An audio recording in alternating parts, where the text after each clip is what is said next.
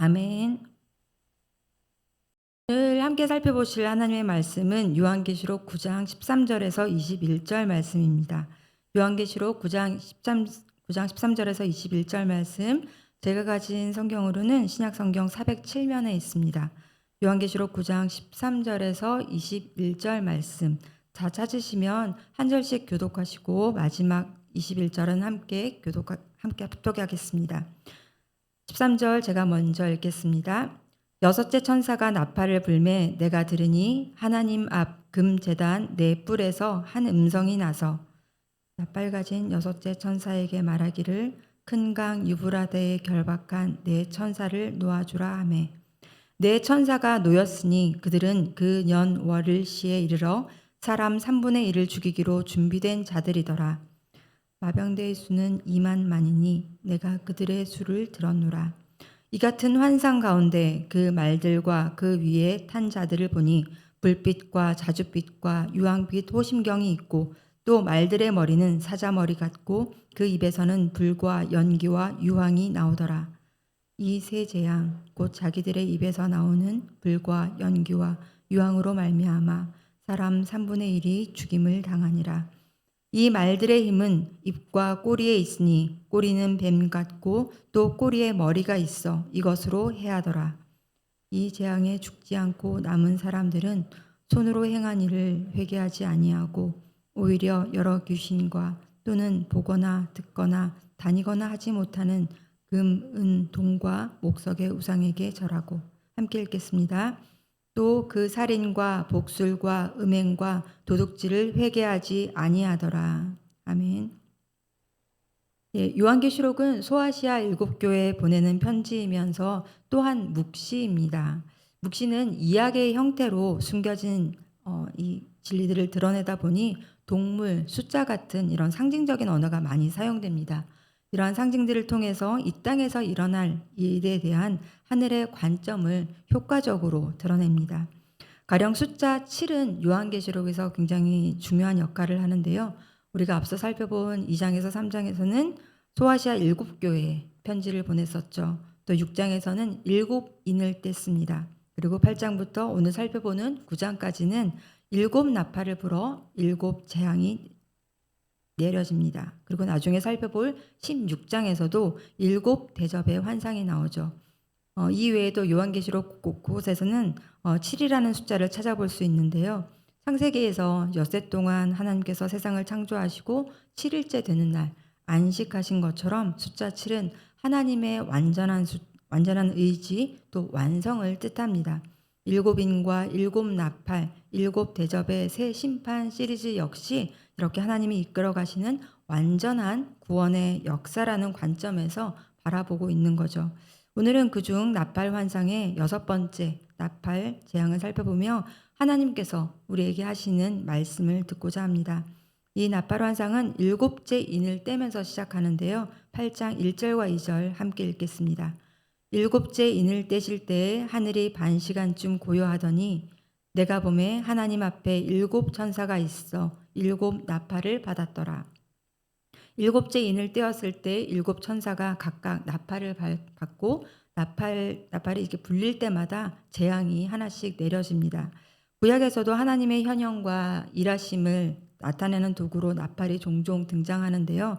특히 선지서에서는 여호와의 날을 선포하는데 사용되었던 것처럼 요한계시록에서도 나팔은 세상에 대한 심판을 알리는 동시에 또한 교회 공동체에 대한 구원의 메시지로 신호로 사용되어서 이 나팔을 불 때마다 땅에 심판이 이루어집니다. 이 심판은 앞서 금 제단에 올려진 그 성도들의 기도에 대한 하나님의 응답이었습니다. 토요일 날 우리 함께 살펴본 말씀인데 다시 한번 읽어보겠습니다. 8장 3절에서 5절 제가 읽어드리겠습니다. 또 다른 천사가 와서 제단 곁에 서서 금향로를 가지고 많은 향을 받았으니 이는 모든 성도의 기도와 합하여 보좌 앞 금 제단에 드리고자 함이라. 향연이 성도의 기도와 함께 천사의 손으로부터 하나님 앞으로 올라가는지라. 천사가 향로를 가지고 제단에 불을 담아다가 땅에 쏟음에 우레와 음성과 번개와 지진이 나더라. 이렇게 해서 앞서 1절에서 본 것처럼 7째 인을 떼신 후에 하나님께서는 성도들의 기도를 듣기 위해 반 시간쯤 침묵하셨던 겁니다. 하나님께서는 환난과 핍박 속에 있는 성도의 기도를 들으시고 천사로 하여금 향로에 제단에 불을 담아서 땅에 쏟게 하시면서 이 나팔 심판이 시작된 거죠. 급기야 매일성경 이제 어제 본문이었는데요. 5번째 심판은 차라리 죽는 게 낫겠다 싶을 정도로 괴롭고 무시무시한 심판이 이루어집니다. 그러나 이건 겨우 첫 번째 재앙에 불과했습니다. 요한계시록 9장 12절 어제 마지막 말씀인데요. 첫째 화는 지나갔으나 보라 아직도 이후에 화 둘이 이르리로다. 아직도 남은 화가 둘이나 남아 있다는 겁니다. 그 두 번째가 오늘 본문에 해당하는 6번째 나팔 재앙입니다. 이 6번째 나팔 재앙은 나팔 재앙 전체를 마무리하는 마무리 역할을 하는데요. 13절에서 14절 말씀 제가 읽어드리겠습니다. 여섯째 천사가 나팔을 불매 내가 들으니 하나님 앞 금제단 네 뿔에서 한 음성이 나서 나팔 가진 여섯째 천사에게 말하기를 큰 강 유브라데에 결박한 네 천사를 놓아주라 하매. 1세기 당시 유브라데 강은 로마 제국의 동쪽 경계선이었습니다. 그 너머에는 로마가 그 강력한 로마가 정복하지 못한 파르티아 제국이 대치하고 있었는데요. 그 파르티아 제국은 잔인함과 공격성을 치자면 로마 군대도 감히 따르지 못할 그런 로마 군대도 치를 떨 정도였다고 합니다. 하지만 하나님께서는 천사들을 통해서 국경을 세워 겨우 팽팽한 이 힘의 균형을 이루고 있던 파르티아 군대의 마병대 같은 이 자들을 풀어주라고 명령하시는 거죠. 그 마병대의 수는 2만만이라고 했습니다. 즉 2억에 해당하는 군대인데요. 2억의 마병대가 진군에 온다는 건 우리의 상상을 초월하는 그런 강력한 공격이 있을 것을 의미합니다. 그런데 이 천사는 우리가 생각하는 그런 선한 천사들이 아닙니다. 뱀 같은 꼬리가 있다고 했습니다. 19절 함께 살펴보겠습니다. 이 말들의 힘은 입과 꼬리에 있으니 꼬리는 뱀 같고 또 꼬리에 머리가 있어 이것으로 해하더라.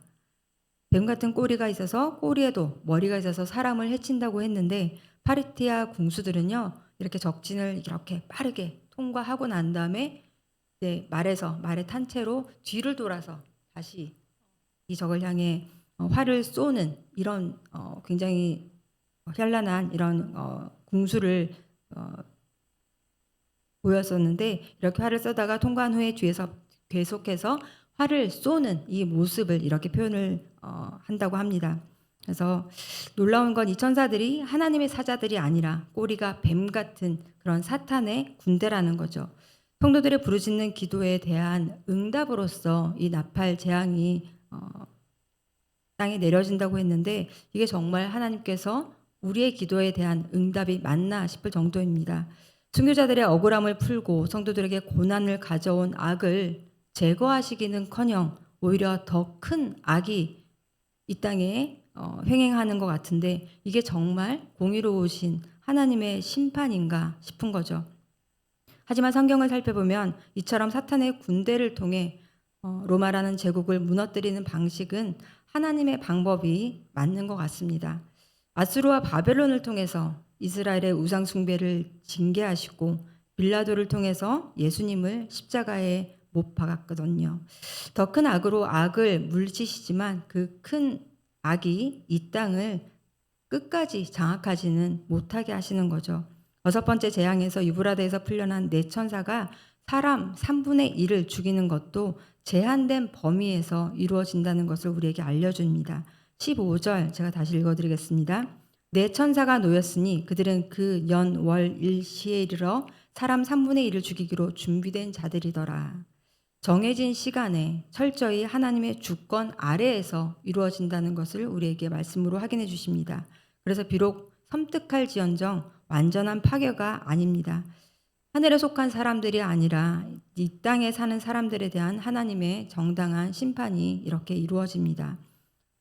오히려 이 심판은요, 남은 3분의 2에게 회개할 기회를 주시는데 하나님의 심판 목적은 처벌이 아니라 회개에 있기 때문입니다. 그러나 남은 자들은 하나님의 무서운 이 심판을 겪고도 끝내 하나님을 왕으로 인정하지 않습니다. 20절에서 21절 말씀 제가 읽어드리겠습니다. 이 재앙에 죽지 않고 남은 사람들은 손으로 행한 일을 회개하지 아니하고 오히려 여러 귀신과 또는 보거나 듣거나 다니거나 하지 못하는 금, 은, 동과 목석의 우상에게 절하고 또 그 살인과 복술과 음행과 도둑질을 회개하지 아니하더라. 손으로 행한 일이란 결국 손으로 만든 우상을 섬기는 일, 우상 숭배를 말합니다.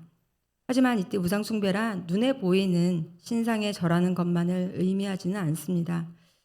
인력에서 살펴보면은요, 모든 인간의 집단들이 종교가 있습니다. 이런 신앙이 없는 집단들이 없습니다. 심지어 나는 무신론자라고 하는 사람들도, 그런 사람들조차도 자기 자신이 됐든 돈이든 권력이든 무언가를 의지하고 살아갑니다. 이것 없으면 안 된다고 생각하는, 혹은 이것이 있어야 제대로 사는 거다, 내가 행복할 수 있다라고 생각하며 믿고 추구하는 그 모든 행위가 사실은 예배입니다. 그래서 모든 사람이 무언가를 예배하면서 사는데 하나님이 아닌 다른 무언가, 심지어 하나님의 선한 선물조차도 하나님보다 더 사랑하고 추구한다면 그것이 우상이 될 수 있습니다. 다시 말하면 하나님을 예배하지 않는다는 건 그냥 예배하지 않는 것이 아니라 다른 무언가를 예배하고 있는 거죠. 즉 우상을 섬기고 있다는 말입니다. 가령 교회를 사랑해야 하는데 하나님보다 교회를 더 사랑한다면 그 사람은 하나님을 예배하는 것이 아니라 교회주의자라고 얘기할 수 있습니다.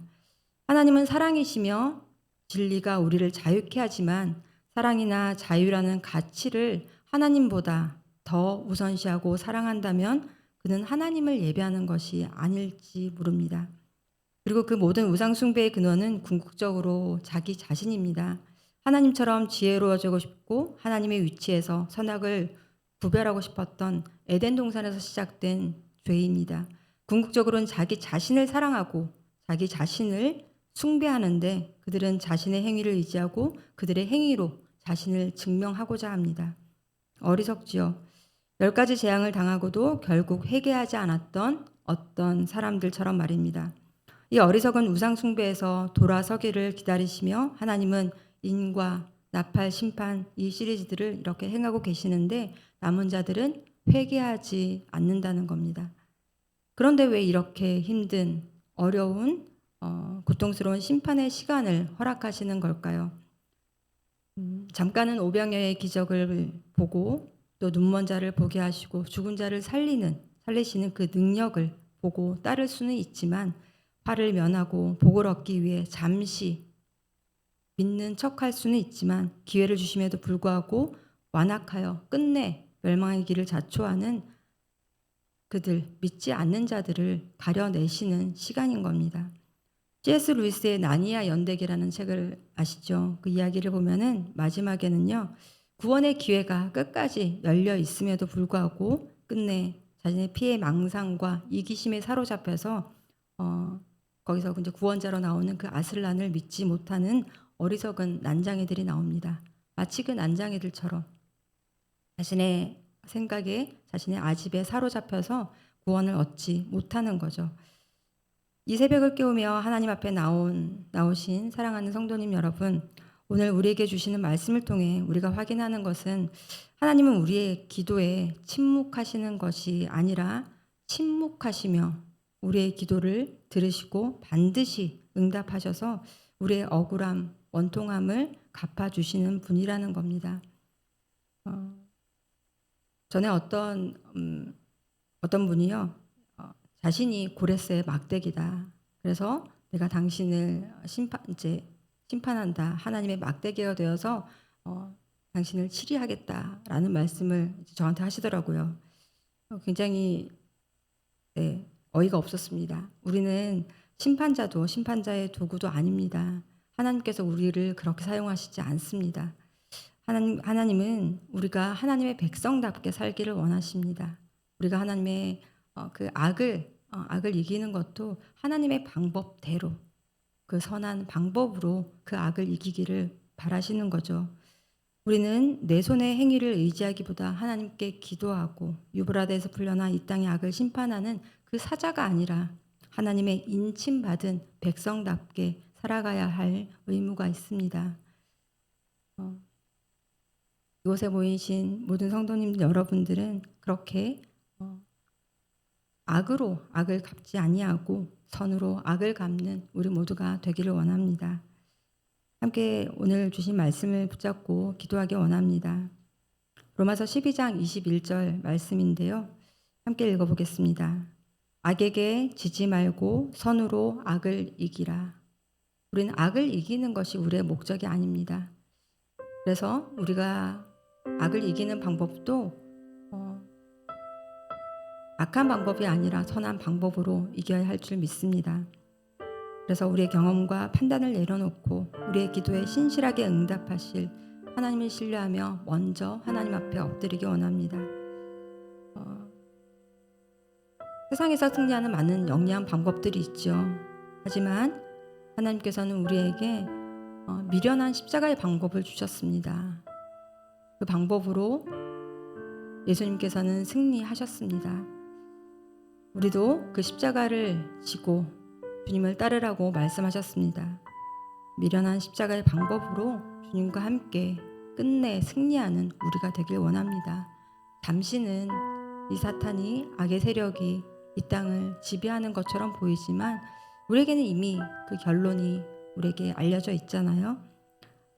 주님과 함께 끝내 승리하는 우리 주님의 교회가 되게 하옵소서. 우리 함께 기도했으면 좋겠습니다.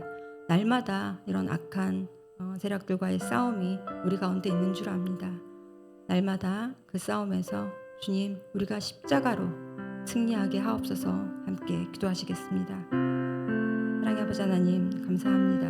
주님, 주님께서는 우리의 기도에 신실하게 응답하셔서 주님, 나팔재앙이라고 말씀하신 그 은혜의 말씀으로 주님, 우리에게 일하고 계심을, 이 땅 가운데 일하고 계심을 우리에게 말씀하십니다. 아버지 하나님, 때로 악이 횡행하고 악한 권력이 득세하는 것처럼 보일지라도 주님, 그것은 단지 주님께서 또 이루어가시는 완전한 구원의 역사, 주님의 완성을 이루어가는 과정일 뿐입니다. 주님, 이 가운데 우리가 정말 믿는 자인지 하나님의 백성인지 주님은 우리에게 요구하십니다. 우리의 삶으로 그것을 보이라고 말씀하십니다. 아버지 하나님, 우리가 예수 그리스도의 십자가와 부활의 능력으로 인침받고 또 구원받은 백성일진데, 성령의 인침을 받은 주님의 백성일진데, 주님, 세상의 방법이 아니라 정말 주님의 방법으로 오늘 하루 승리하기 원합니다. 우리 머리 위를 지나가는 많은 악한 생각들, 주님, 또 그것에 포기하고 싶은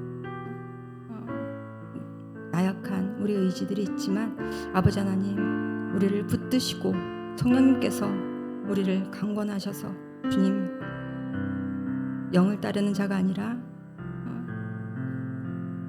육신을 따르는 자가 아니라 영을 따르는 자가 되게 하여 주시옵소서. 주님, 그렇게 우리를 붙드시고 주님이 가신 그 길을 따라 끝내 주님과 함께 승리의 찬송을 부르며 주님과 함께 기뻐하는 우리가 되길 원합니다. 그 믿음과 소망을 가지고 오늘 살아가기 원합니다. 무엇보다도 주님께서 우리를 그렇게 사랑하셨기에 언제나 주님을 우리의 삶의 최우선으로 놓고 주님을 마음과 힘과 뜻을 다해서 사랑하며 살아가는 우리가 되길 원합니다. 주님보다 앞서고자 하는 우리의 마음들 모두 내려놓게 하시고 먼저 주님 앞에 주님 무릎 꿇을 때 주님, 우리에게 말씀하옵소서. 그 약속의 말씀을 붙잡고 살아가는 우리가 되게 하여 주시옵소서. 주님, 우리와 함께 이렇게 예배드리는 자들 모두가 주님, 그 승리의 자리에 함께 있길 원합니다. 그런 주님의 교회가 되도록 주님 붙잡아 주시옵소서. 계속해서 공동체를 위해서 함께 기도하기 원합니다. 이제 어제로 사역훈련도 모두 마쳤는데요. 쉼과 회복의 시간입니다. 네, 쉼과 회복의 시간을 누리되 힘써 여호와를 알아가는 데는 방학이 없는 줄 압니다. 사탄은 방학이 없거든요. 그 악은 오늘도 우리를 공격할 수 있습니다. 방학이 없이 하지만 늘 살아있는 우리 더사랑 공동체가 되게 하여 주시옵소서. 계속해서 하나님을 알아가고 말씀을 붙쫓아가는 우리 더사랑 공동체가 되게 하여 주시옵소서. 기도했으면 좋겠습니다. 또 계속해서 수요 빙수 기도회가 진행되고 있고요. 또 다음 세대 여름 성경학교가 여름 내내 진행되고 있습니다. 진행하고 또 준비하는 모든 다음 세대뿐만이 아니라 우리 장년들도 이 시간들을 통해서 함께 하나님을 인격적으로 만나는 은혜의 시간이 되게 하옵소서. 이렇게 기도해 주시면 좋겠습니다. 오늘 살펴본 말씀처럼 하나님께서 이 땅 가운데 우리에게 허락하신 이 모든 시간이 하나님께로 돌이키고 또 돌이키고 우리를 회복시키시고 우리를 예수 그리스도의 장성한 분량에 이르기까지 우리가 자라도록 기대하시며 허락하신 시간인 줄 믿습니다. 그리하여 이 시간이 모두 내 시간이 아니라 주님의 시간인 줄 믿습니다. 이 주님의 시간 동안 교회의 머리 되시고 주인 되신 주님께 영광을 올려드리는 우리가 되길 원합니다. 그래서 이 여름 정말 주님의 마음을 시원케 하는 그런 더사랑 교회가 되게 하옵소서. 아울리치가 취소되었지만 주님 이 막힌 것이 아니라 더욱더 우리가 하나님께서 주신 우리의 명령을 따라서 계속해서 아직 하나님을 알지 못하는 자들에게 주님을 전하고 증거하며 또 전도하고 선교하는 우리 교회가 되게 하여 주시옵소서. 그리하여 그들도 함께 하나님을 예배하는 예배자가 되게 하여 주시옵소서. 우리가 함께 기도하고 또 애쓰는 그런 오늘 하루가 되길 원합니다. 주신 세 가지 기도 제목을 가지고 기도하시고 또 개인적으로 가지고 나오신 기도 제목으로 기도하시고 돌아가시면 되겠습니다. 주님, 우리에게 또 쉼과 회복의 시간을 우리에게 허락하신 주님 감사합니다. 아버지 하나님, 이제까지 열심히 했으니 이제는 쉬어도 된다가 아니라 아버지 하나님, 우리에게 주신 이 시간을 통해서 주님, 우리의 의지, 우리의 노력으로가 아니라 정말 하나님과 교제하는 친밀한 시간, 그 시간들을 우리가 마음껏 누리길 원합니다. 우리에게 주신 그 자유를 통해서 주님을 더욱 사랑하는, 주님을 더욱 힘써 알아가는 이 시간들이 되길 원합니다. 아버지 하나님, 이끌려가는 것이 아니라 정말 주님께로 달려가는 우리가 되게 하여 주시옵소서.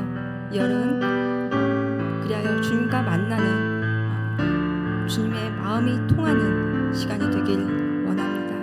아버지 하나님, 주님을 우리의 온몸으로 온 삶으로 주님을 만나는 시간 되게 하여 주시옵소서. 그 노력들이 아버지 하나님 멈추지 않게 하여 주시옵소서. 그리하여 늘 생기있는 살아있는 더사랑 공동체가 되게 하여 주시옵소서. 이를 위하여 빙수기도회가 또 진행되고 있고 다음 세대를 위한 여름 성경학교가 진행되고 있습니다. 아버지 하나님, 이것을 준비하는 자나 또 이것을 기대하며 또 누리는 자나 아버지 하나님, 이 모든 시간들을 통해서 우리의 모든 세대가 정말 하나님을 인격적으로 만나는 은혜의 시간이 되게 하여 주시옵소서. 그저 행사로 끝나는 시간이 아니라 하나님께서 우리에게 보여주시는 그 세미한 음성을 듣게 하시고 하나님이 준비해 주신 예배해 주신 그 은혜의 조각들을 주님 놓치지 않는 우리가 되게 하여 주시옵소서. 그 순간들을 주님 포착하고 우리의 기억에 담아두는 주님 멋진 여름이 될 수 있도록 주님 함께 하여 주시옵소서. 아버지 하나님, 또 우리에게 또 허락된 고난의 시간들을 지나는 분들이 있습니다. 병상에 누워 계시며 또 수술을 앞두고 또 치료를 앞둔 그들에게 주님 우리의 또 삶에 주어지는 이런 문제들을 통해서 아버지 하나님께서는 우리가 이대로 끝나는 것이 아니라 주님 우리를 다시 회복시키시고 주님께로 돌이키시기 위해 허락된 시간인 줄 믿습니다. 아버지 하나님, 이 모든 시간이 주님의 시간임을 알게 하시고 주님 교회의 머리 되시고 주인 되신 주님께 영광을 올려드리는 우리 모두가 되길 원합니다. 우리 시간을 통해 우리의 삶을 통해 주님께 영광이 되는 주님께 기쁨이 되는 우리 더사랑교회가 되게 하여 주시옵소서. 계속해서 우리의 삶이 주님 정말 미셔널한 우리가 되어서 주님을 기쁘게 하는 우리 모두가 되게 하여 주시옵소서.